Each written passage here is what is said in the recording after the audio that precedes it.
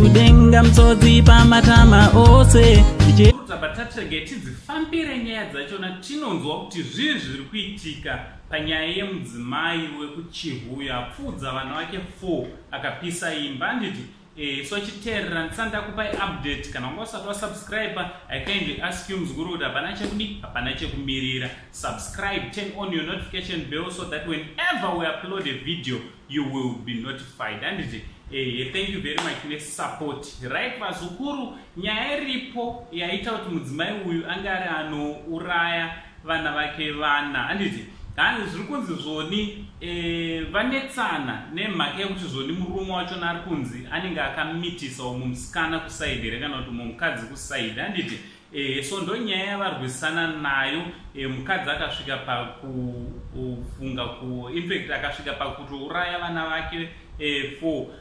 Auraya vana vake ari kunzi azopfurira mberi akanwa mushonga. Handiti wekuda kukomita suicide. Handiti so zvazoita ndezvekuti apedza unwa mushonga ari kunzi azoenda kumapurisa. Achinosvika kumapurisa mapurisa anenge aona kuti munhu asisi right kana kuti anenge atotaura kuti ndamwa mushonga. So mapurisa ari kunzi amutora akamuendesa kuchipatara. So pari zvino mudzimai waya ari kunzi ari kuchipatara wazukuru. So nyaya yachona inorwadza wazukuru pakuti vabereki ndimi munenge manetsana but zvazosvika pazvapfudza upenyu hwevana.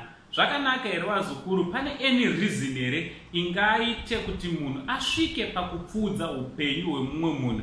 Moreover, tikutaura kuti vana vake vaakatakura iye 9 months achitakura 9 months ongozosvika paanovapfudza zvakadaro vazukuru. Nyaya yachona iri kutorwadza vazukuru, nyaya yachona iri kutorema. So tichazonge tichikuupdate tichikuudza kuti zvii zviri kutora nzvimbo, chii chaitika, nekuti mapurisa apromisa kuti they are going to release mastatements akana vachinge vaita mainvestigations avo akadi avanenge vaita. Idzi inyaya dzatichiri kungonhongedzerawo mastreets esocial media pane vanhu vanga varipo. Handiti so ndo update yandangondiyozokuzivisai vazukuru. Ticharamba tichingouya kana tichinge tave neimwe information nauncle Saint, the only Zimbabwean uncle. Tichiti much love.